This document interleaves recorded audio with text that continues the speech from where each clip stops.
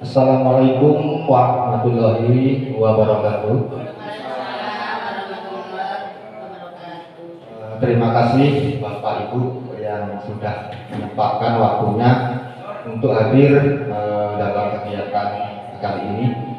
Baik, langsung saja Bapak Ibu untuk mempersingkat waktu. Jadi kali ini di sini saya akan menyampaikan diseminasi modul 1.4 yaitu tentang budaya positif, yaitu yang kita laksanakan di sekolah kita tercinta, yaitu di SMA Negeri 3 Mesuji Raya.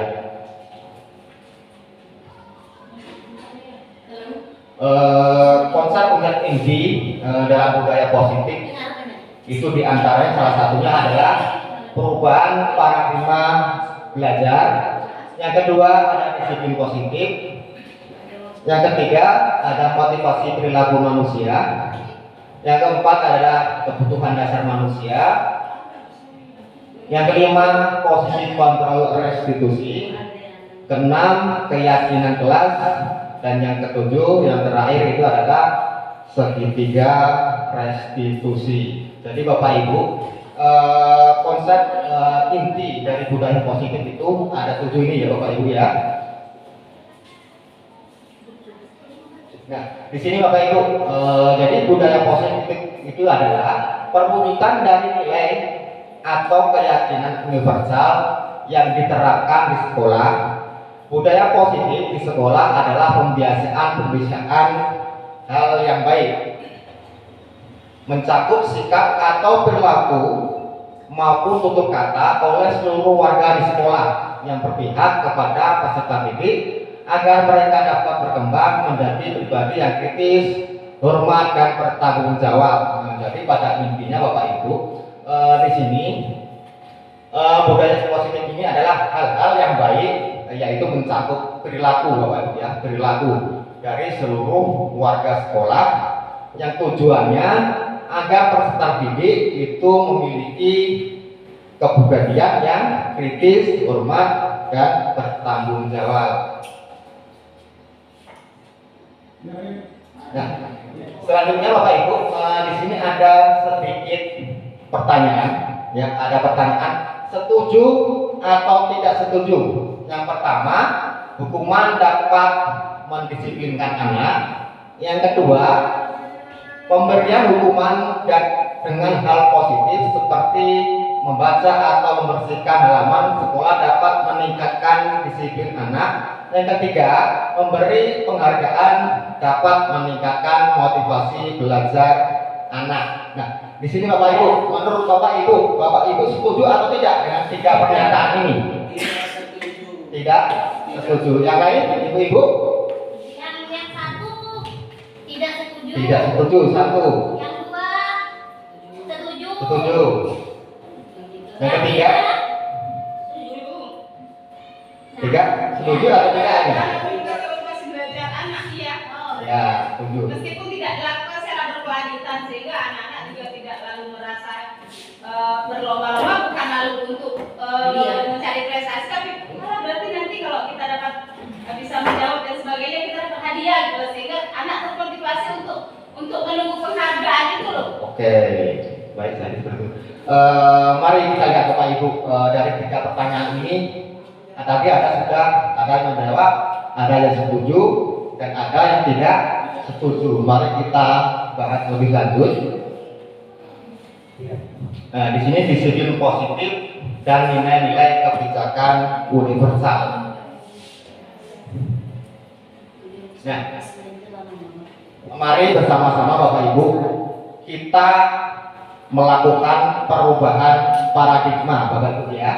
Kegiatannya adalah yang pertama ada A dan B.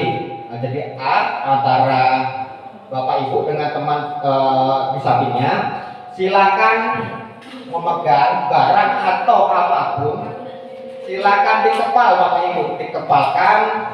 Nah, teman yang di sebelahnya silakan melakukan bisa membujuk atau apapun caranya supaya teman yang mengepalkan tangan itu mau membuka tangannya. Baik, silakan Bapak Ibu, silakan dicoba.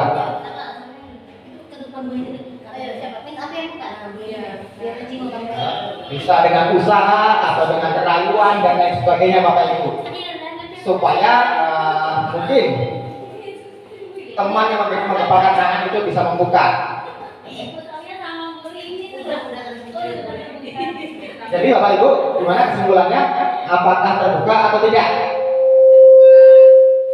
Kalau saya dengan Bu Andrea tidak terbuka. Tidak terbuka. Sudah saya main, Pak, saya kasih uang, Nah, tidak mau. masih tidak mau, tidak dikasih uang, masih tidak mau. Oke. Karena dikit uangnya. Kurang banyak berarti uangnya ya. Oke. Mari kita lanjutkan Bapak Ibu.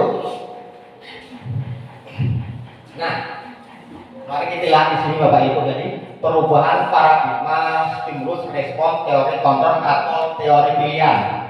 Dan jadi di sini ada stimulus respon dan teori kontrol Bapak Ibu. Stimulusnya kita mencoba mengubah agar orang berpandangan sama dengan kita. Sedangkan teori kontrolnya kita berusaha memahami pandangan orang lain tentang dunia.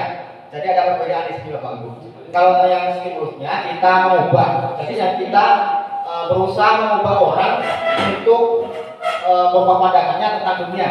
Sedangkan teori kontrolnya, jadi kita harus memahami Bapak Ibu, memahami apa sih pemahaman orang tentang dunia, bukan kita mengontrol, tapi kita harus memahami. Yang kedua, perilaku buruk dilihat sebagai suatu kesalahan. Sedangkan teori kontrolnya semua perilaku memiliki tujuan. Jadi perilaku apapun Bapak Ibu itu mereka pasti mempunyai tujuan tertentu ya. Yang ketiga, orang lain bisa mengontrol saya. Sedangkan teori kontrolnya hanya Anda yang bisa mengontrol diri Anda. Jadi sesuai dengan perubahan paradigma sebelumnya Bapak Ibu, seperti kepalan tangan tadi. Jadi intinya yang dapat mengontrol kepalan tangan untuk membuka itu siapa? Apakah teman Bapak Ibu atau Bapak Ibu sendiri? Kami sendiri. Nah, berarti diri sendiri berarti kita bisa mengontrol diri sendiri, tidak bisa mengontrol orang lain. Selanjutnya ada pemersaan ada pada saat bujukan gagal. Teorinya kolaborasi dan konsekuensi menciptakan pilihan-pilihan baru.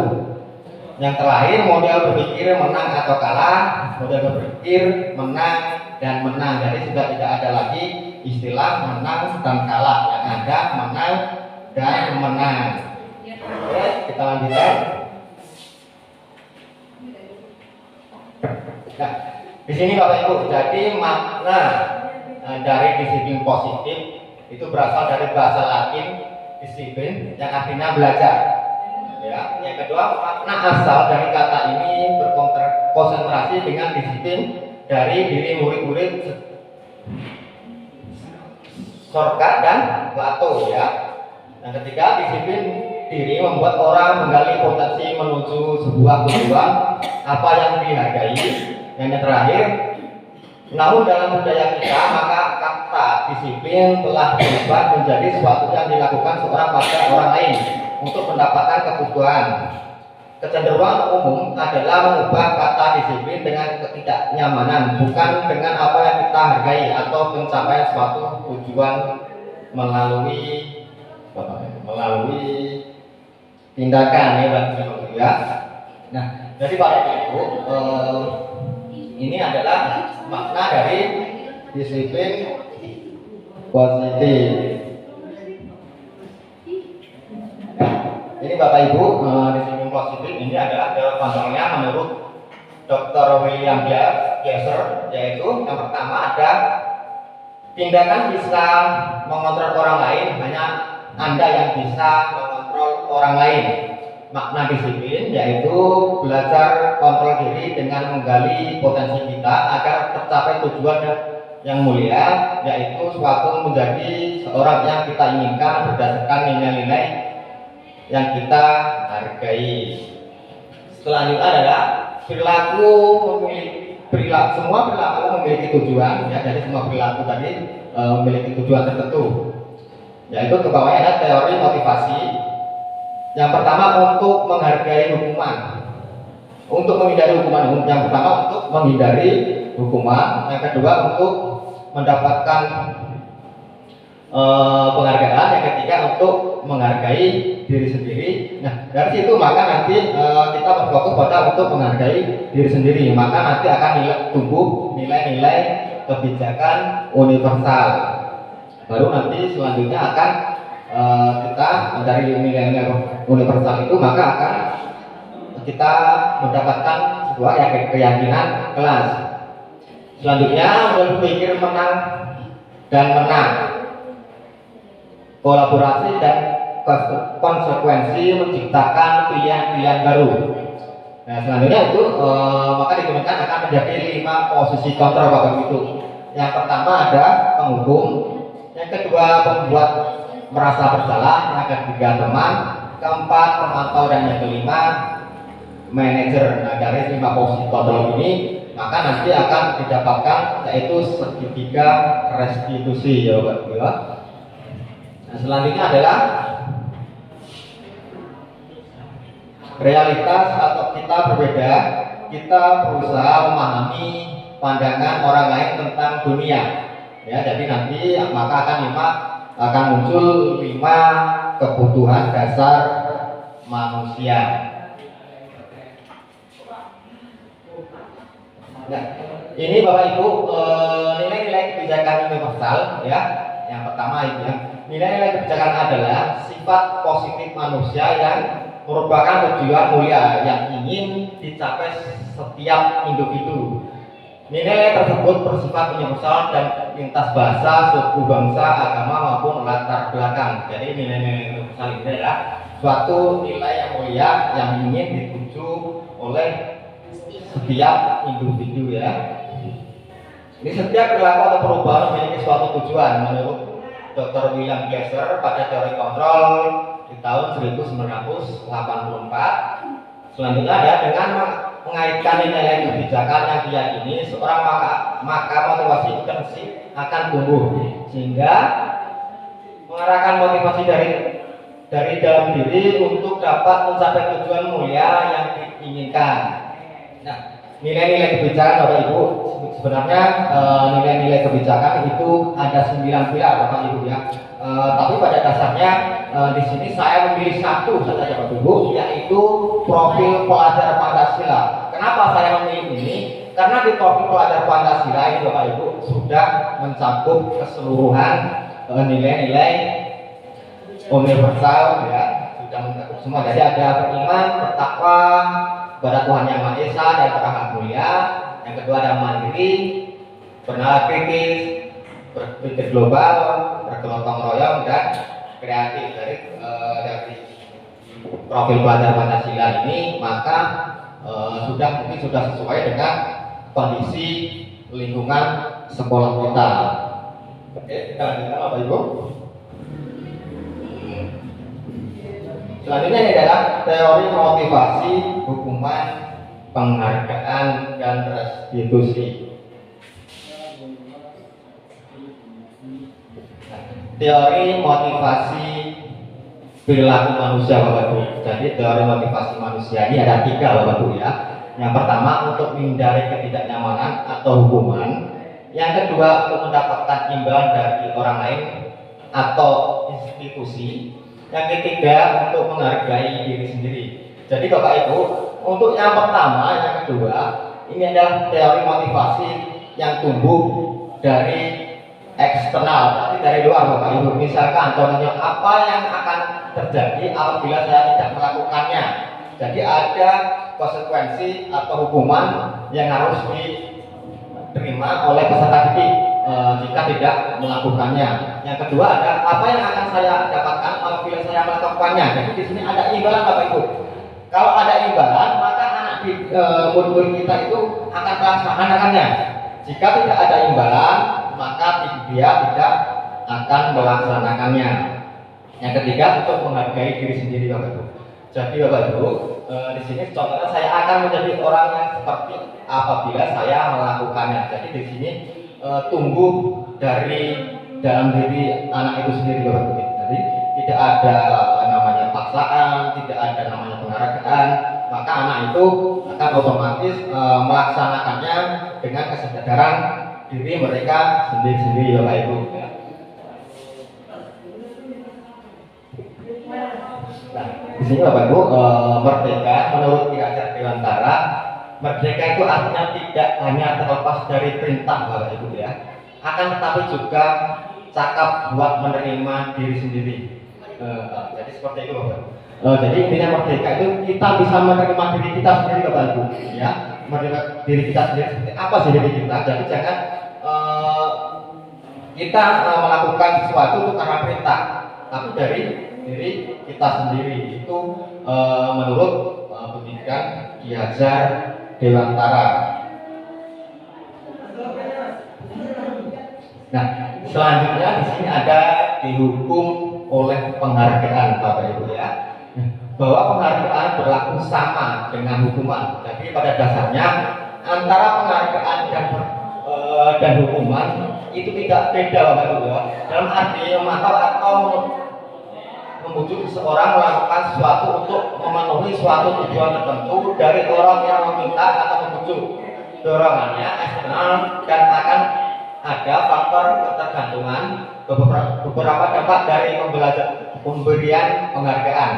Nah, di sini Bapak Ibu, dampak dari pemberian penghargaan Bapak Ibu ya. Yang pertama, pengaruh jangka pendek dan jangka panjang. Jadi di sini Bapak Ibu akan berpengaruh pada siswa. Kalau kita memberikan siswa penghargaan, otomatis siswa itu akan memiliki dampak. Apabila tidak ada penghargaan lagi, maka siswa itu biasanya tidak akan mau melaksanakan apa yang kita perintahkan ya. Penghargaan menghukum. Jadi intinya di sini Bapak Ibu ya, penghargaan itu sama dengan menghukum ya. Penghargaan mengurangi keterampilan. Nah, di sini Bapak Ibu seperti yang telah dijelaskan tadi, bahwasanya penghargaan mengurangi ketepatan. Jadi anak-anak itu tidak akan berpikir secara logis lagi Bapak Ibu.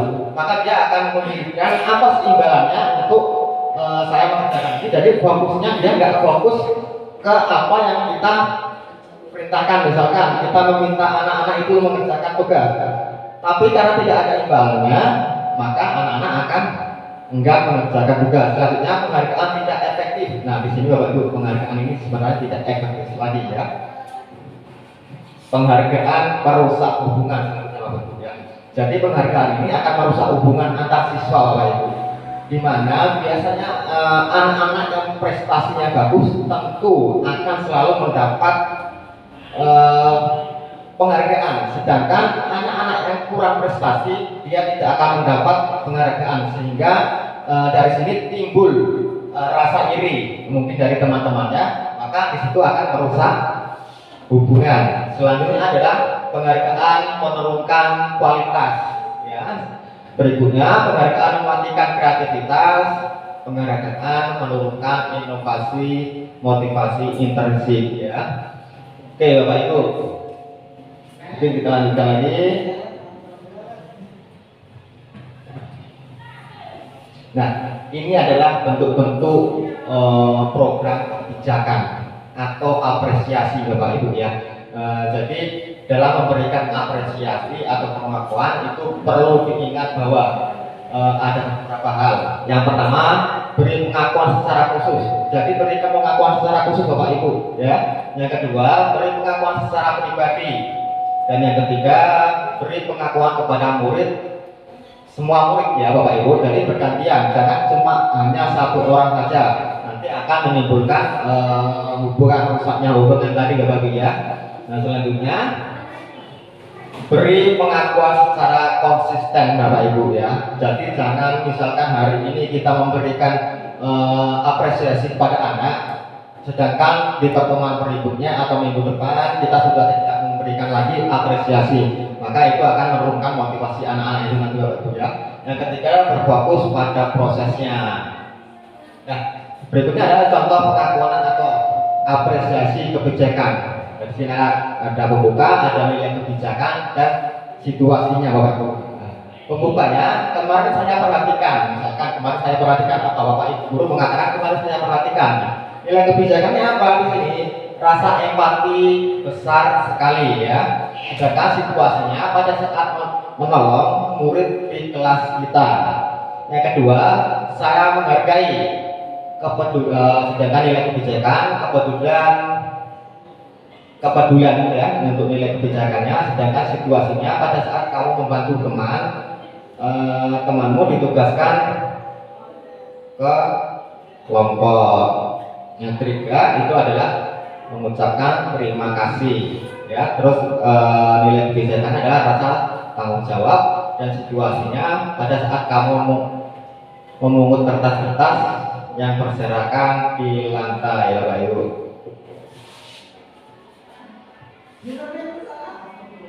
Nah, di sini Bapak Ibu, perbedaan antara hukuman dan konsekuensi. Nah, di sini ada tindakan guru, di sini ada hukuman atau konsekuensi. Ya, contoh pertama, mencatat 100 kali dalam buku kalimat, saya tidak akan terlambat lagi karena terlambat ke sekolah. Nah, di sini Bapak Ibu, kalimat ini menunjukkan bahwasanya ini adalah hukuman, ya, karena sifatnya jika hukuman itu maka dia akan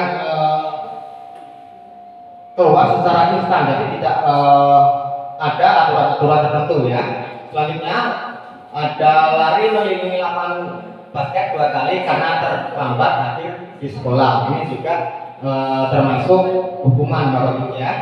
Yang ketiga, murid diminta untuk push up 15 kali karena tidak menggunakan masker ke sekolah. Ini juga termasuk dalam hukuman Bapak Ibu ya. Selanjutnya adalah menggantikan kertas tugas teman yang telah dicoret-coret. Nah, di sini Bapak Ibu, ini jadi adalah konsekuensi ya. Selanjutnya adalah membersihkan tumpukan air di meja tulis karena tersenggol pada saat belajar. Nah, di sini Bapak Ibu, ini juga termasuk konsekuensi ya. Yang selanjutnya adalah murid disuruh untuk tidak mengenakan sepatu seharian di sekolah karena tidak mengenakan sepatu hitam. Ini juga termasuk ke dalam hukuman. Selanjutnya, lari mengelilingi lapangan basket 2 kali karena terlambat 10 menit untuk pelajaran PJOK. Ini termasuk ke dalam konsekuensi Bapak Ibu ya.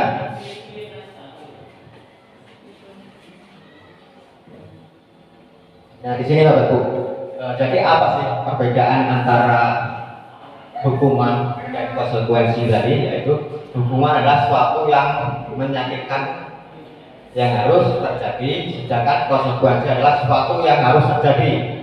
Selanjutnya, membuat anak sakit, baik itu fisik maupun hati ya, untuk jangka waktu lama. Sedangkan konsekuensi adalah membuat anak merasa tidak nyaman dalam jangka waktu pendek. Selanjutnya, anak membenci kedisiplinan. Untuk konsekuensinya, anak menghargai disiplin. Selanjutnya ada paksaan. Konsekuensinya adalah stimulus tanggapan. Berikutnya adalah mendorong anak menyakiti diri sendiri. Konsekuensi mendorong anak agar mudah menyesuaikan diri. Oke, selanjutnya konsep diri yang buruk. Sedangkan konsekuensinya adalah konsep diri yang baik. Anak belajar untuk menyembunyikan kesalahan. Anak belajar untuk mematuhi peraturan. Selanjutnya adalah marah, rasa bersalah, dipermalukan, merasa tidak dihargai.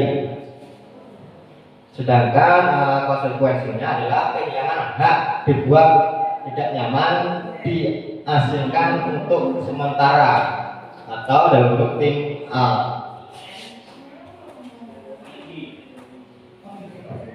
Bapak Ibu, sebelum kita masuk ke materi selanjutnya yaitu restitusi, mungkin kita breaking dulu sejenak karena waktu kita sudah siang, otomatis kita sudah pada ngantuk ini sepertinya ya. Baik Bapak Ibu, mungkin bisa berdiri dulu sebentar saja Bapak Ibu ya.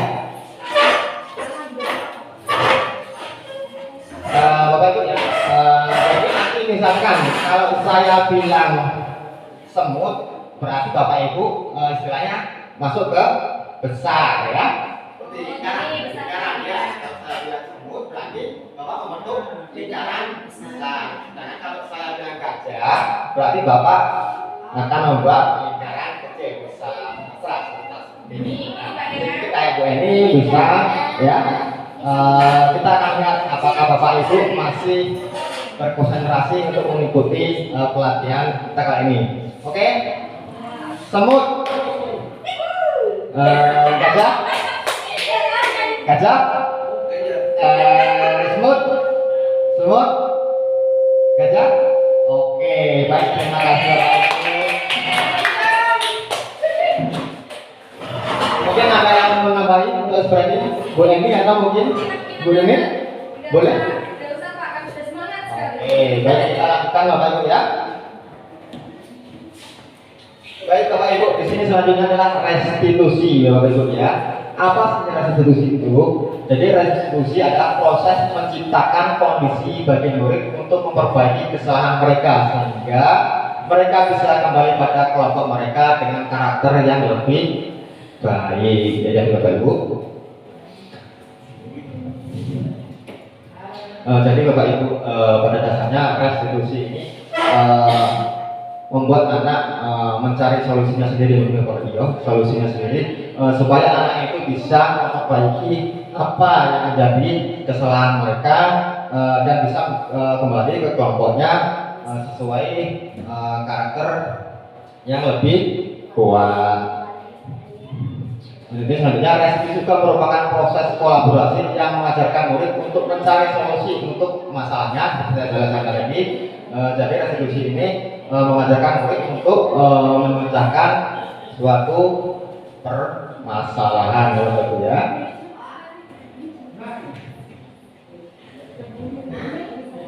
Nah, di sini Bapak Ibu restitusi tadi Bapak Ibu ya. Jadi ini ada identitas gagal dan identitas sukses. Jadi ada hukuman, konsekuensi, dan restitusi. Kalau di awal tadi ada hukuman dan konsekuensi. Sekarang ada restitusi Bapak Ibu ya. Jadi di sini contohnya hukuman, sesuatu yang menyakitkan yang harus terjadi sesuai yang tadi, sesuatu harus terjadi, maka restitusinya adalah situasi merupakan pilihan. Selanjutnya ada tindakan tidak nyaman untuk murid atau anak untuk jangka waktu panjang. Sedangkan konsekuensi adalah tindakan nyaman untuk murid atau anak untuk jangka waktu pendek. Sedangkan di restitusi Bapak Ibu ya, dinamakan menguatkan untuk murid atau anak dalam jangka waktu panjang ya. Selanjutnya ada korban mendapat keadilan. Konsekuensinya korban bisa diabaikan dan restitusinya korban mendapat ganti. Ya, kemudian murid atau anak akan tersakiti, murid atau anak dibuat tidak nyaman, murid atau anak mendapat penguatan. Sebenarnya sistem tidak akan berjalan bila murid tidak takut, itu ada di hukuman. Jadi sistem kalau tidak berjalan maka anak-anak tidak akan merasakan yang namanya takut ya Bapak Ibu ya. Sedangkan di konsekuensi adalah memerlukan monitoring dan survei terus menerus dari guru. Jadi untuk konsekuensinya di sini adalah melakukan monitor dan survei secara terus menerus terhadap siswa-siswa mungkin yang ada permasalahan tertentu. Sedangkan restitusi murid belajar bertanggung jawab untuk perilakunya Bapak Ibu ya.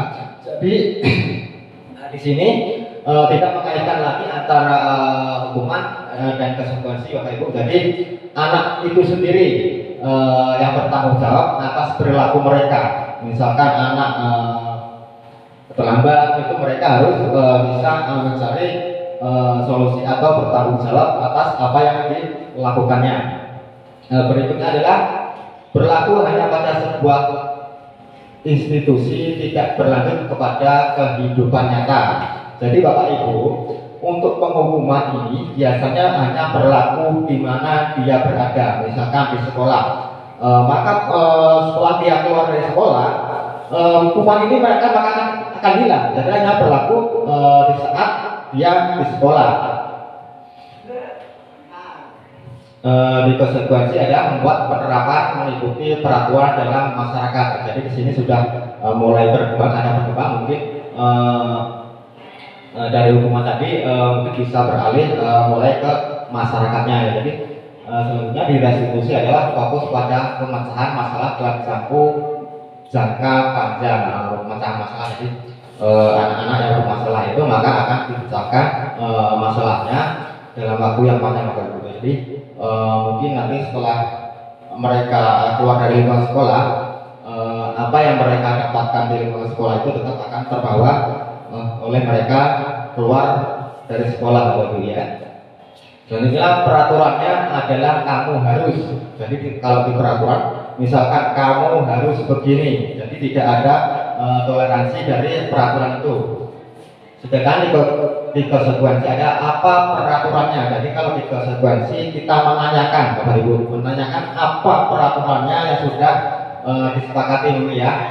Selanjutnya mampukah kamu melakukannya, dan terima kasih. Itu adalah ucapan yang dapat disampaikan di konsekuensi. Selanjutnya ada di restitusi, Bapak Ibu, ada apa yang kamu yakini. Jadi di sini untuk restitusi kita sudah menanyakan keyakinan, Bapak Ibu ya, keyakinan apa yang sudah kita percayai. Selanjutnya apa yang bisa kamu lakukan untuk memperbaiki masalah itu. Jadi kita menanyakan keyakinan itu kepada anak. Nah, setelah mereka menjawab apa keyakinan mereka, maka kita menanyakan kepada anak itu apa solusinya. Jadi bukan kita yang memberikan solusi, jadi anak-anak yang mencari solusi mereka sendiri ya. Sudah, selanjutnya ada murid yang atau anak membenci peraturan. Nah di sini Bapak Ibu, peraturan sekolah biasanya itu maka anak-anak itu akan membenci karena biasanya peraturan itu dibuat oleh instansi tertentu. Jadi anak-anak tidak tahu apa yang peraturan itu, jadi sudah ditetapkan dan tidak bisa dirubah lagi. Murid atau anak menghormati peraturannya. Dan ini konsekuensi ini seorang murid atau anak itu wajib ya menghormati peraturan yang sudah ada. Selanjutnya adalah restitusinya adalah murid atau anak menghormati dirinya dan orang lain. Jadi di restitusi Bapak Ibu kita bukan menghormati peraturan lagi, Bapak Ibu. Jadi kita harus menghormati diri kita sendiri. Jadi dasarnya bukan peraturan tapi diri kita sendiri. Kalau kita sudah menghormati diri kita dan orang lain, tentu akan menghasilkan anak yang lebih memiliki karakter yang baik. Jadi hukuman itu sifatnya adalah negatif, Bapak Ibu ya. Sedangkan konsekuensi itu netral, restitusi itu sudah masuk ke ranah positif, Bapak Ibu ya. Nah, di sini ada 9 ciri-ciri restitusi, Bapak Ibu ya. Yang pertama, bukan untuk menebus kesalahan, namun untuk belajar dari kesalahan ya. Jadi restitusi itu intinya bukan untuk menebus, Bapak Ibu. Misalkan saya salah datang merawat, maka untuk menebusnya itu apa, Bapak Ibu? Nanti akan mendapatkan solusinya ya. Berikutnya adalah memperbaiki hubungan, Bapak Ibu ya. Yang biasanya kita menghukum anak-anak, dengan adanya restitusi ini maka akan memperbaiki hubungan ke anak-anak, karena restitusi ini pada dasarnya anak itulah sendiri yang mencari solusi. Berikutnya adalah restitusi diri adalah cara yang paling baik ya. Restitusi menuntun untuk memilih ke dalam diri. Selanjutnya ada restitusi fokus pada karakter bukan tindakan ya, Bapak Ibu ya. Jadi fokusnya ke karakter siswa bukan apa yang tindakan-tindakan juga. Selanjutnya, tawaran bukan paksaan, jadi memberikan tawaran Bapak Ibu, bukan paksaan. Jadi kita menawarkan suatu solusi, ya, bukan kita memaksa solusi itu harus mereka laksanakan. Selanjutnya adalah restitusi, mengembalikan murid yang berbuat salah pada kelompoknya, ya. Restitusi mencari kebutuhan dasar yang mendasari tindakannya. Jadi Bapak Ibu, nah di sini restitusi itu berfokus pada solusi, ya. Baik, kita lanjut Bapak Ibu. Nah, kita masuk ke materi kebutuhan dasar manusia dan dunia berkualitas. Nah, jadi kebutuhan dasar manusia itu ada 5 Bapak Ibu, ya. Yang pertama itu ada kebutuhan bertahan hidup, yaitu kebutuhan yang berkaitan dengan fisik seperti makan, minum, tempat tinggal dan lain sebagainya. Yang kedua adalah kebutuhan cinta dan kasih sayang atau penerimaan Bapak Ibu, ya. Bapak Ibu, saya rasa kita semua menginginkan, ya, rasa diterima dan dicintai oleh teman-teman kita yang ada di sekeliling kita, ya Bapak Ibu, ya. Selanjutnya adalah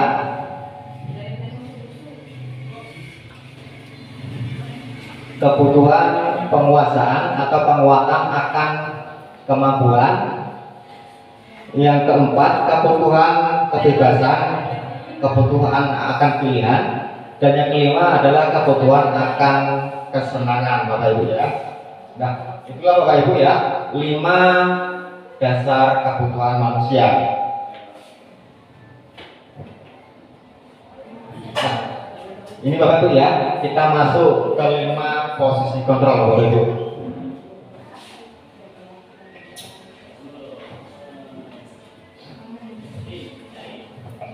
Jadi Bapak Ibu, ya, posisi kontrol itu ada 5. Yang pertama ada penghukum, yang kedua membuat orang merasa bersalah, yang ketiga teman, keempat pemantau, yang kelima adalah manajer sebagai manajer, ya. Contoh tindakannya di sini Bapak Ibu, mengerti, menunjuk, menyakiti dan menyindir, itu termasuk misalkan guru berbuat, ya.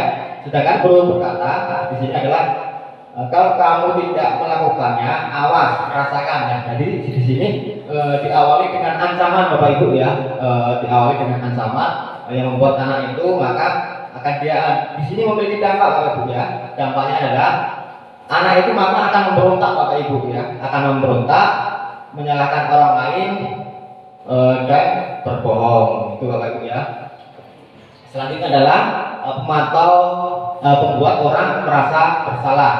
Di sini adalah guru berbuatnya adalah berceramah dan mengandalkan, ya, seharusnya, misalkan seharusnya ibu kecewa, nah, seperti itu kalimatnya seperti itu, ya. Sedangkan guru berkata adalah kamu seharusnya sudah tahu ibu lebih sakit, mengatakan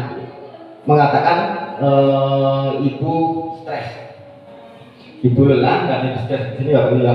Jadi sini membuat orang merasa bersalah. Misalkan di sini contohnya, kenapa kamu tidak? Nah, ini termasuk membuat orang merasa bersalah Bapak Ibu. Hasilnya kan menyembunyikan, menyangkal dan berbohong. Ini adalah hasil dari apa membuat orang merasa bersalah Bapak Ibu. Selanjutnya adalah kontrol teman.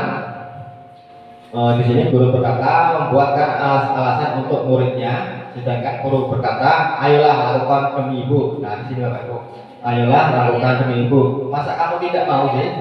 Sudah ingat tidak ibu pernah bantu. Nah, di sini kata-kata guru dalam posisi kontrol sebagai teman. Dan hasilnya gimana Bapak Ibu? Dari posisi kontrol teman ini maka hasilnya adalah ketergantungan. Jadi anak akan tergantung dengan gurunya Bapak Ibu ya. Selanjutnya adalah posisi memantau. Di sini ada menghitung dan mengukur. Selanjutnya ayo lakukan demi ibu. Apa yang perlu, apa peraturannya ya. Di sini pemantau sebenarnya dia sudah mulai menyiapkan peraturan-peraturan yang ada di sekolah maupun di kelas. Hasilnya seperti apa? Dia akan menyesuaikan diri bila diawasi berbeda. Kalau mereka diawasi, otomatis mereka akan mengerjakan apa yang sudah kita minta. Tapi jika kita pergi, biasanya mereka akan mengabaikan apa yang sudah kita amanahkan ke anak-anak itu Bapak Ibu ya.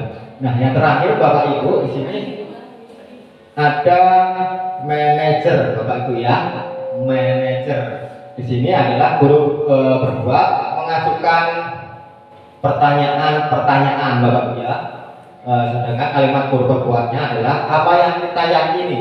Jadi apa yang sudah kita yakini Bapak Ibu ya. Selanjutnya apa yang bisa kita kerjakan untuk memperbaiki masalah ini. Jadi dia sudah menanyakan solusi Bapak Ibu ya. Jadi di sini manajer ini sudah menerapkan restitusi Bapak Ibu ya. Dari kelima posisi kontrol ini Bapak Ibu, idealnya kita memilih posisi kontrol sebagai manajer Bapak Ibu ya. Itu posisi idealnya, itu posisi 5 kontrol ini Bapak Ibu ya. Mungkin Bapak Ibu dari 5 posisi kontrol ini Bapak Ibu berada di posisi manakah saat ini saat melakukan kegiatan dengan para murid? Mungkin Bu Eni berada di posisi kontrol mana dari 5 posisi kontrol ini? Kalau saya Ya. saya masih posisi teman dan pemantau. Teman dan pemantau. Manajer sepertinya masih belum. Masih belum. Oke. Itu sudah masuk ke ranah kontrol yang sudah positif Bapak Ibu. Mungkin Pak Syah berada di posisi kontrol mana dari kelima posisi kontrol ini sebagai penghukum, sebagai tempat merasa bersalah, sebagai teman, sebagai pemantau atau sebagai manajer? Sebagai teman, ya.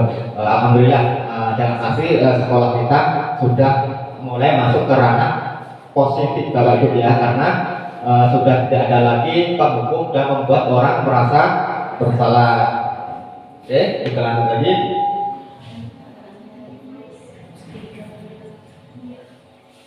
Nah, di sini ada pertanyaan-pertanyaan dan siapa yang mengatakannya Bapak Ibu ya. Jadi di sini ada saya kecewa sekali dengan kamu. Nah, di sini seperti ini Bapak Ibu. Kalimat ini maka membuat orang merasa bersalah. Kamu tidak pernah benar melakukannya. Nah, di sini yang mengatakannya adalah seorang penghukum Bapak Ibu ya. Selanjutnya ayolah lakukan demi ibu atau bapak. Nah, di sini berarti sebagai teman Bapak Ibu ya. Selanjutnya ada apakah kamu mau mendapat stiker bintang hari ini? Ini adalah masuk yang mengatakan adalah seorang pemantau. Selanjutnya bagaimana kamu bisa menyelesaikan masalah ini? Nah, ini adalah pertanyaan ke arah solusi Bapak Ibu ya. Jadi di sini adalah pertanyaan seorang manajer Bapak Ibu ya. Yang terakhir adalah kamu selalu yang paling terakhir ya. Di sini adalah seorang penghukum Bapak Ibu ya.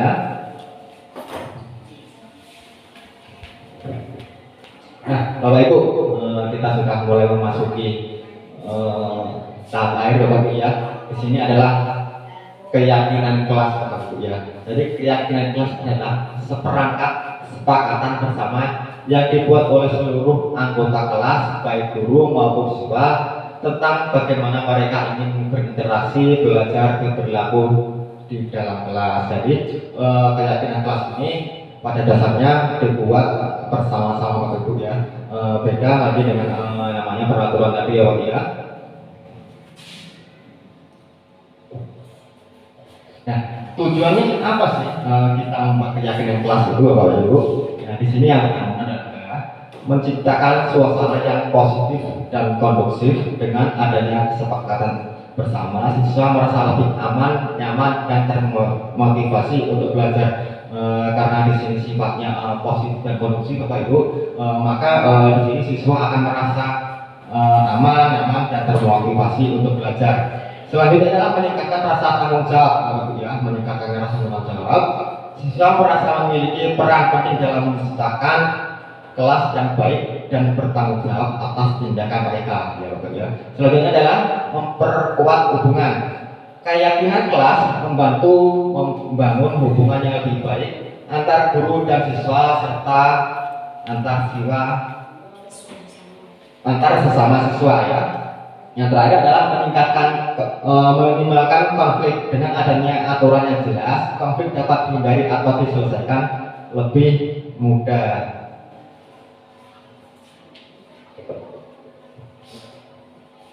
Nah, di sini Bapak Ibu, mengapa tidak peraturan kelas saja? Mengapa harus keyakinan kelas? Ya, di sini mengapa kita memiliki peraturan? Mengapa kita memiliki peraturan harus menggunakan helm bila mengendarai kendaraan berroda 2? Kira-kira kenapa Bapak Ibu? Supaya apa kita menggunakan helm ini Bapak Ibu? Biar selamat. Ya, jadi begitu ya. Selanjutnya, mengapa kita memiliki peraturan harus datang tepat waktu pada saat mengikuti pelatihan? Apa kira-kira di sini? Supaya apa? Disiplin ya, jadi itu adalah perbedaannya ya Bapak ya. Untuk mendukung jadi di sini untuk mendukung motivasi intrinsik, kembali ke nilai-nilai atau keyakinan lebih mengarahkan seorang dibandingkan mengikuti serangkaian peraturan. Nah, di sini Bapak Ibu, perbedaan antara peraturan dan keyakinan kelas ya. Di sini peraturan adalah selalu kembalikan buku ke tempatnya. Jadi keyakinan kelasnya adalah tanggung jawab. Selanjutnya adalah jarang mengganggu orang lain. Keyakinan kelas saling menghormati. Lalu ada jadi di sekolah 15 menit sebelum pembelajaran dimulai. Di sini adalah menghormati orang lain dan berkomitmen. Dilarang melakukan kekerasan. Di sini keyakinan kelasnya adalah keselamatan. Selanjutnya adalah dilarang menggunakan narkoba, itu adalah kesehatan. Bergantian atau menunggu giliran itu menghormati orang lain dan bersahabat. Gunakan masker itu keselamatan dan kesehatan. Selanjutnya jangan berlari di kelas atau di koridor, itu juga termasuk keselamatan dan keamanan. Nah, ini Bapak Ibu, ini adalah gambaran saya melakukan kegiatan yaitu keyakinan kelas Bapak Ibu ya. Nah, jadi di sini adalah pembuatan keyakinan kelas, penerapan atau pembuatan keyakinan kelas Bapak Ibu ya. Yang pertama tentunya kita memfasilitasi siswa untuk berdiskusi membuat peraturan kelas Bapak Ibu ya. Yang pertama kita buat peraturan kelas terlebih dahulu Bapak Ibu. Anak-anak mungkin bisa menulis langsung atau kita bisa siapkan sticky note. Setelah selesai mungkin bisa ditempel-tempelkan di sini Bapak Ibu ya. Di sini adalah pertama ingin membuat peraturan Bapak Ibu ya. Yang pertama membuat peraturan kelas. Nah, yang kedua ini dari peraturan kelas kita turunkan menjadi kalimat-kalimat yang lebih positif Bapak Ibu ya. Kita turunkan lagi menjadi kalimat yang lebih positif. Nah, maka akan mendapatkan hasil Bapak Ibu ya. Dari untuk yang peraturan tadi bisa 10 atau lebih Bapak Ibu ya. Sedangkan untuk keyakinan kelas atau kata-kata yang lebih baik ini Bapak Ibu tidak perlu terlalu banyak Bapak Ibu. Karena apa? Kalau terlalu banyak biasanya anak-anak akan bingung atau tidak konsisten menjalankan apa yang sudah diyakini di kelas itu nanti Bapak Ibu ya. Nah, selanjutnya di sini ada pembuatan nilai-nilai universal ya. Ini setelah memiliki keyakinan kelas, maka di sini saya membuat nilai-nilai universal dari keyakinan kelas itu. Nah, selanjutnya di sini, nah ini membuat tabel T ya. Tabel T terlihat dan tidak terlihat Bapak Ibu di situ ya. Oke, nah di sini ini mungkin sudah hasilnya Bapak Ibu. Nah, hasil ini seharusnya nanti ditempel di setiap kelas atau di ruangan kelas masing-masing. Nah, selain itu Bapak Ibu, kita wajib meminta tanda tangan kepada peserta didik kita bahwasanya mereka sepakat keyakinan kelas itu sudah dibuat sedemikian rupa Bapak Ibu ya. Jadi harus ada tanda tangan untuk persetujuan. Baik Bapak Ibu, jadi itulah tadi keyakinan kelas yang sudah saya terapkan di kelas 11 IPA Bapak Ibu. Jadi dari penerapan ini pengalaman yang saya dapat itu banyak sekali Bapak Ibu. Salah satunya kan pengalaman saat saya memfasilitasi murid dalam membuat keyakinan kelas ini Bapak Ibu. Jadi ketika mereka sangat antusias seperti itu, sangat antusias dalam membuat keyakinan kelas ini Bapak Ibu. Ya, selain itu saya pikir apa sih sebenarnya keinginan dari mereka Bapak Ibu. Nah, untuk pembelajarannya Bapak Ibu, pembelajaran dari penerapan keyakinan kelas ini Bapak Ibu, pembelajaran yang saya dapat bahwasanya keyakinan kelas ini harus kita lakukan dengan konsisten Bapak Ibu ya. Kita lakukan dengan konsisten, jadi jangan sampai kita terputus-putus melaksanakannya Bapak Ibu. Selain itu kita harus terus mengevaluasi keyakinan kelas ini Bapak Ibu. Apakah keyakinan kelas itu nanti kira-kira berjalan efektif atau tidak?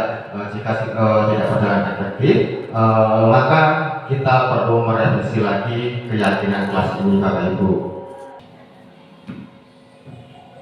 Ya, ini Bapak Ibu, keyakinan kelasnya adalah datang tepat waktu, berdoa sebelum dan sesudah belajar, menjaga kebersihan kelas, perhatikan penjelasan guru, menjaga sopan dan santun, menyerahkan tugas tepat waktu dan kerjasama dan kolaborasi.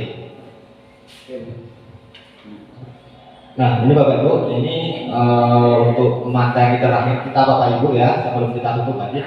Jadi ada segitiga restitusi Bapak Ibu ya. Jadi segitiga restitusi ini Bapak Ibu ada 3 ya. Yang pertama menstabilkan identitas, yang kedua validasi, ini harusnya kayaknya ini menstabilkan identitas, yang kedua memvalidasi tindakan yang salah, yang keempat menanyakan, yang ketiga ya menanyakan keyakinan kelas. Nah, ini menstabilkan identitas Bapak Ibu. Pada dasarnya menstabilkan identitas itu bertujuan untuk membuat anak yang merasa gagal karena berbuat salah menjadi positif terhadap dirinya. Contohnya di sini dulu, guru berkata berbuat salah itu hal yang manusiawi. Tindakan tidak ada manusia yang sempurna. Bapak Ibu juga buat salah. Selanjutnya kita pasti bisa menyelesaikan permasalahan ini. Bapak Ibu tidak tertarik untuk mencari tahu siapa yang salah, siapa yang benar ya. Selanjutnya kalau kamu menyalahkan dirimu sendiri terus menerus, apa kamu bersikap baik pada diri kamu sendiri Bapak Ibu? Ini jadi pertanyaan-pertanyaan yang bisa kita gunakan pada saat kita melaksanakan segitiga restitusi pada poin menstabilkan identitas. Ini selanjutnya ini adalah validasi tindakan yang salah Bapak Ibu. Jadi membantu murid menggali basic atau kebutuhan dasar yang ingin dipenuhi ketika melakukan kesalahan. Pada dasarnya setiap tindakan manusia tujuannya adalah menumbuhkan basic need, apakah itu power, freedom, love, and beauty, dan bukan atau survival ya. Jadi contoh-contoh kalimat yang bisa kita sampaikan Bapak Ibu, yang pertama adalah kamu bisa saja melakukan hal yang lebih buruk tapi kamu tidak melakukannya. Yang kedua adalah kamu pasti punya alasan mengapa melakukannya. Selanjutnya ada apa yang penting bagi kamu, terus kamu boleh tetap berusaha menjaga sikap itu, tapi tambahkan sikap yang lain yang baru ya. Selanjutnya adalah maukah kamu belajar cara lain untuk mendapat yang kamu butuhkan tanpa harus memukul. Dan selanjutnya adalah apa kamu bisa melakukan dengan lebih baik besok lagi. Nah, ini ada menanyakan keyakinan Bapak Ibu ya. Anak melihat kesalahan dihubungkan dengan norma sosial dan nilai-nilai yang mendasari manusia berinteraksi dengan orang lain. Jadi kalimat-kalimat yang kita bisa sampaikan contohnya adalah apa nilai yang kita percayai di kelas atau sekolah kita. Yang kedua, nilai-nilai universal apa yang telah kita sepakati. Dan inilah kelas yang ideal itu seperti apa. Kamu ingin jadi anak seperti apa yang kamu rasakan ketika kamu melakukan itu, kamu jadi orang seperti apa. Nah, di sini Bapak Ibu ya, contoh segitiga restitusi yang sudah saya lakukan adalah siswa yang sering terlambat masuk sekolah sehingga banyak materi yang tertinggal. Nah, di sini contoh penerapan segitiga restitusi, penyelesaian masalah dengan segitiga restitusi ya Bapak ya. Yang pertama, menstabilkan identitas. Ini perlu Bapak, dan tidak ada manusia yang sempurna. Setiap orang pasti pernah berbuat kesalahan. Yang terpenting kita mau belajar dari kesalahan kita dan berusaha untuk memperbaiki apa yang kita setujui Bapak ya. Sedangkan untuk validasi tindakan yang salah yaitu kamu sering terlambat, pasti mempunyai alasan. Jadi apa yang membuat kamu sering terlambat, ini menanyakan alasannya Bapak Ibu ya. Nah, sedangkan yang terakhir adalah menanyakan keyakinan. Nah, di sini contoh pertanyaannya adalah, tapi kamu tahu kan keyakinan kelas yang sudah kita sepakati? Menurut kamu keyakinan kelas apa yang sudah kamu tidak langgar? Selanjutnya adalah menurut kamu untuk kedepannya apa yang akan kamu lakukan jika kamu tidak datang terlambat lagi ke sekolah.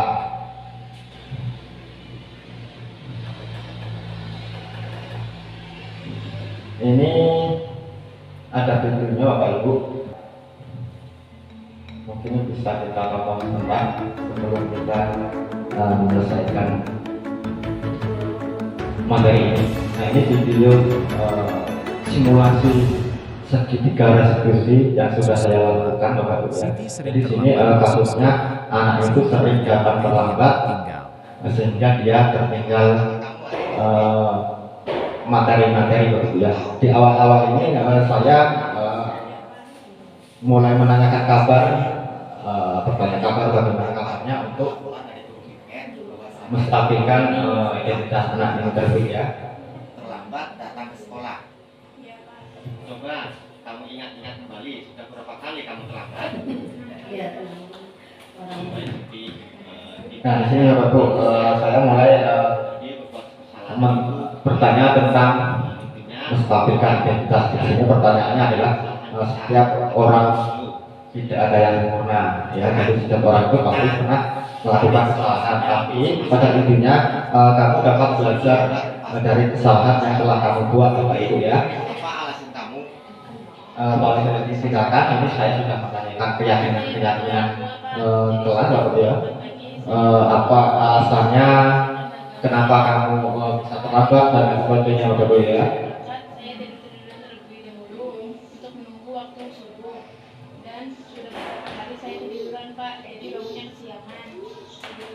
Siti, saya sangat menghargai kamu karena kamu mau membantu orang tua kamu di rumah.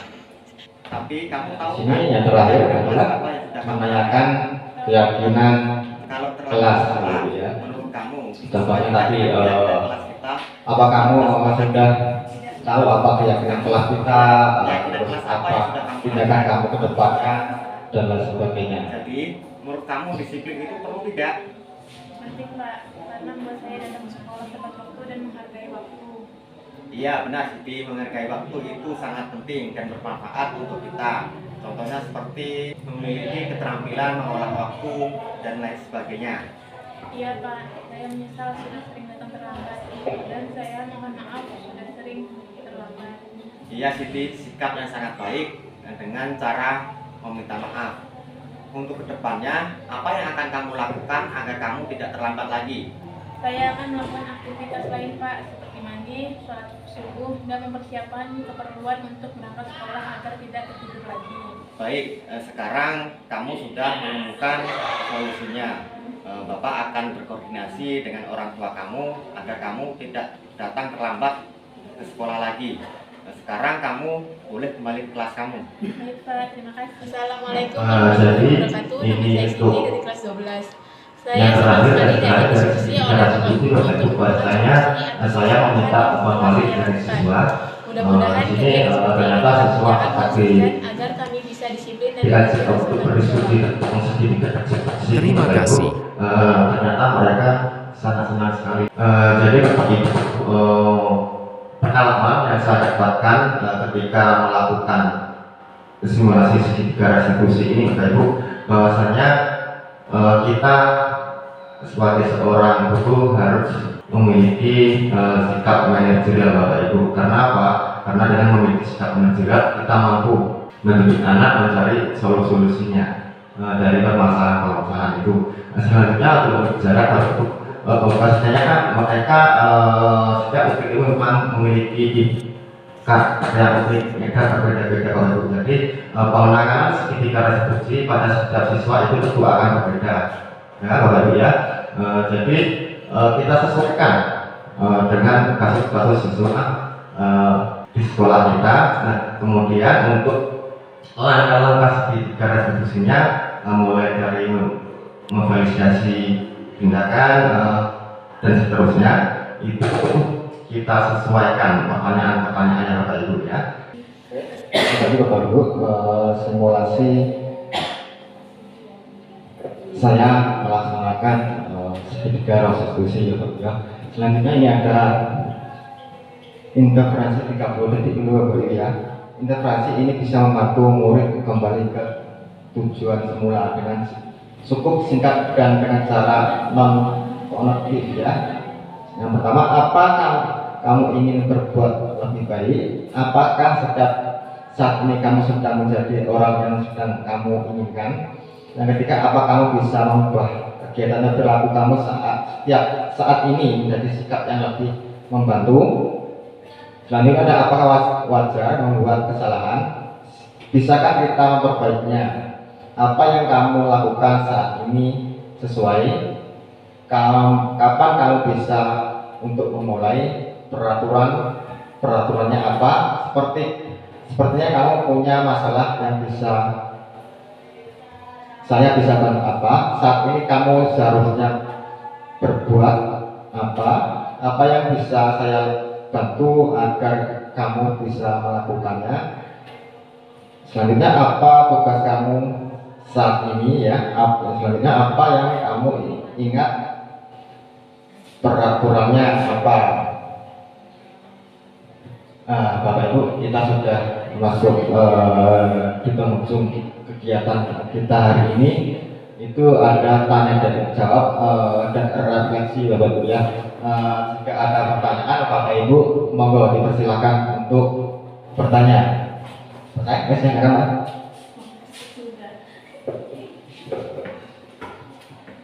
Terima kasih atas waktunya. Alhamdulillah materi-materi yang sudah disampaikan oleh Pak Edi ini cukup gamblang. Tapi ada beberapa pertanyaan mungkin yang berkenaan dengan segitiga restitusi ya.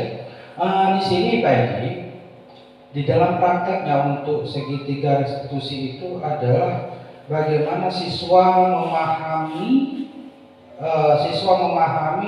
peluang dalam konsekuensinya atas tindakan yang sudah diperbuatkan begitu ya. Nah, sehingga dia bisa memperbaiki perbuatannya itu. Nah, yang saya tanyakan batasan-batasan masalah itu, Pak. Batasan-batasan masalah yang dilakukan siswa atau berskala besar atau memang yang sederhana. Dari contoh video yang ditampilkan tadi, kan itu sesama guru, mungkin siswa dengan guru gitu ya. Apakah ada keterlibatan BK di sana, bimbingan konseling apabila masalah itu sudah begitu sulitnya disadari oleh siswa? Mungkin itu saja. Terima kasih Pak. Baik, terima kasih banyak Pak Sen atas pertanyaannya. Jadi di sini pertanyaannya, jika siswa itu memiliki masalah dalam skala besar, apakah hanya guru saja atau mungkin bisa BK ikut serta dalam pelaksanaan segitiga restitusi ini Bapak Ibu ya. Jadi pada dasarnya Bapak Ibu, segitiga restitusi ini bisa kita lakukan bukan hanya kita sebagai guru dan ke siswa Bapak Ibu ya. Jadi semua pihak bisa saja Bapak Ibu ya, bisa saja menerapkan segitiga restitusi ini Bapak Ibu. Tentu yang pertama masalah itu akan ditangani oleh guru mungkin Bapak Ibu ya. Guru itu harus menerapkan segitiga restitusi. Mungkin jika pendekatan-pendekatan segitiga restitusi ini sudah tidak bisa untuk menyelesaikan masalah itu Bapak Ibu. Sebenarnya pentingnya segitiga restitusi ini bukan guru atau kita yang mencari solusinya, tapi anak itu sendiri. Jadi seharusnya ini ya, seharusnya idealnya di tahap guru itu saja seharusnya sudah bisa menyelesaikan masalah ini, tapi tidak tahu mungkin yang namanya anak ya. Biasanya mereka akan melakukan kesalahan secara berulang. Nah, bagaimana solusinya kalau mungkin kalau secara berulang ini kan tentu nanti akan sudah masuk ke ranah yang lebih besar kan namanya. Tidak lagi ke ranah cuma kecil-kecil yang mungkin sudah 4 kali 5 kali melakukannya, maka mungkin ini perlu pendekatan khusus. Jadi dasarnya bukan hanya guru saja Bapak Ibu ya, bukan hanya guru yang bisa melaksanakan segitiga restitusi ini, tapi seluruh warga sekolah itu boleh melaksanakan yang namanya segitiga restitusi ini, baik itu kasus skala kecil maupun mungkin kasus yang sudah skala besar. Segitiga restitusi ini Bapak Ibu ya, dalam penggunaannya kita harus memiliki 5 posisi kontrol tadi Bapak Ibu. Jika kita menerapkan idealnya itu adalah manajer, maka secara otomatis mungkin kita bisa beralih mulai menjalankan yang namanya dengan segitiga restitusi. Mungkin itu jawaban saya Pak. Mungkin kalau Bapak Ibu ada pertanyaan lagi, saya persilakan sebelum kita tutup. Kalau tidak ada, mungkin kita terakhir ya. Oke, silakan.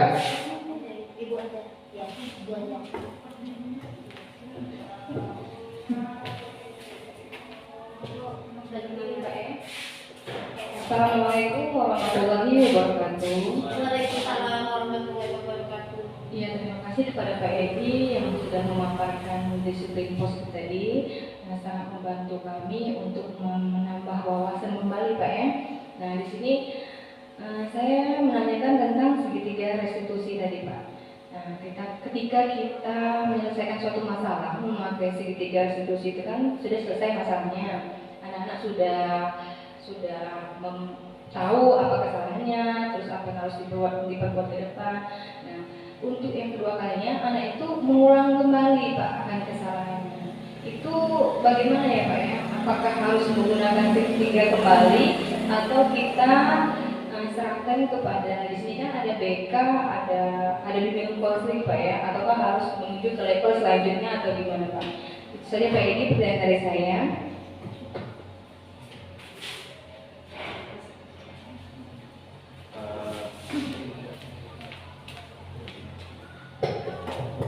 Terima kasih Bu Eni atas pertanyaannya. Dan di sini Bu Eni menanyakan jika anak itu melakukan kesalahan yang sama apakah bisa dilaksanakan dengan penyelesaian segitiga restitusi ini tadi, atau mungkin bisa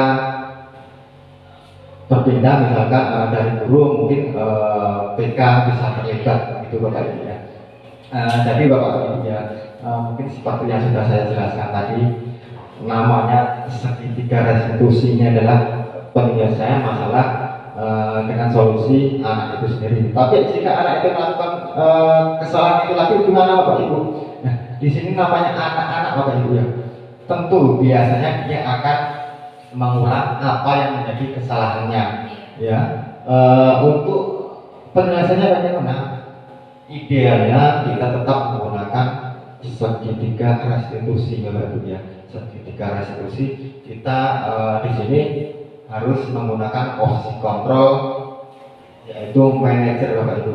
Sebagai manajer, setelah sebagai manajer kita bisa menggunakan restitusi segitiga restitusi ini. Jadi seperti yang saya jelaskan tadi, semua pihak boleh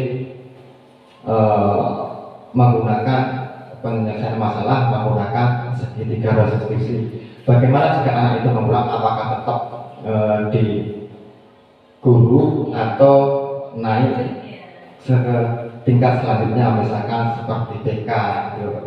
Mungkin dalam kasus tertentu, kalau anak itu memang sudah berulang kali melakukan kesalahan Bapak Ibu ya, bisa saja kita alihkan ke ranah ketika selanjutnya, yaitu ke BK.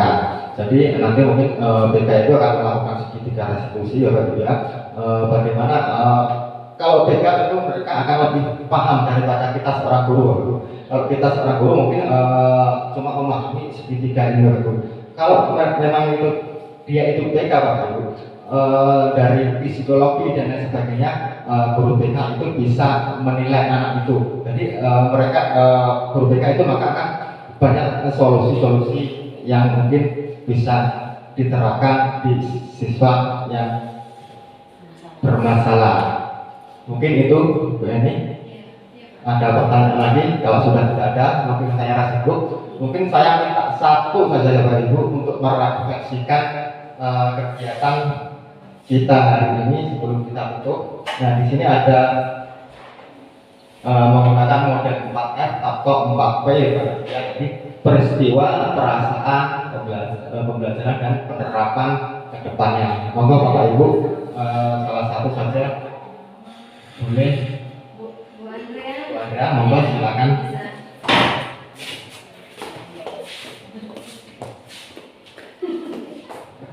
Terima kasih Pak Edi. Baiklah, saya akan merefleksi kegiatan hari ini dengan model 4F Pak Edi. Apa 4P? 4P ya. Oke, peristiwa. Jadi peristiwa hari ini kita sudah belajar itu tentang budaya positif yang disampaikan oleh Pak Edi.